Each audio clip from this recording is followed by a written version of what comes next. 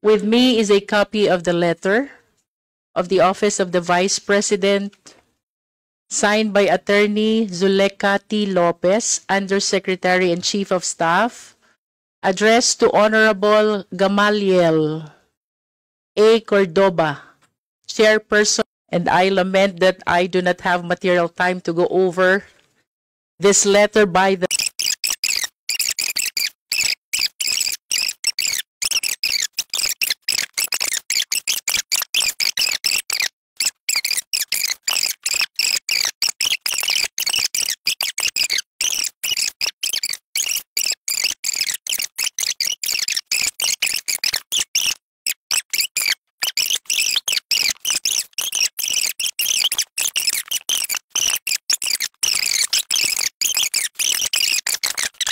Madam Chair, nasabi kanina, ang gist lang na nakuha ko na nasabi kanina ni Representative Luistro, yes, is that wala siyang time na isa-isahin per letter yung letter namin sa Commission on Audit on why the requested documents should not be released to Congress. Pero nakahanda na yung mga sagot niya sa lahat ng arguments namin sa national security, sa due process, and sa separation of powers. Is this part ba of what you said earlier, Representative Kimbo, let's stick to the plan?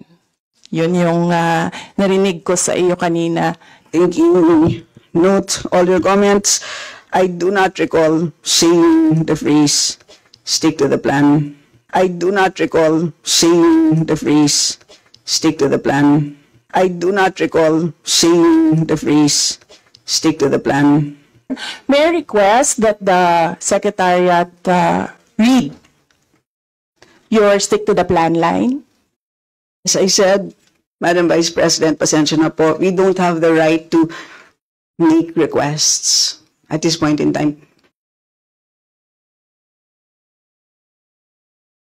Moving forward, kasi mali ba natin na mali pala naging aksyon natin? Yun ay piniliwanag ko na. And on the basis of that, I ruled that we stick to our plan. Let's stick to the plan. Yun yung narinig ko sa iyo kanina. I do not recall saying the phrase, stick to the plan. We stick to our plan. Let's stick to the plan. Yun yung narinig ko sa iyo kanina. I do not recall saying the phrase, stick to the plan. We stick to our plan. Let's stick to the plan. Yun yung narinig ko sa iyo kanina.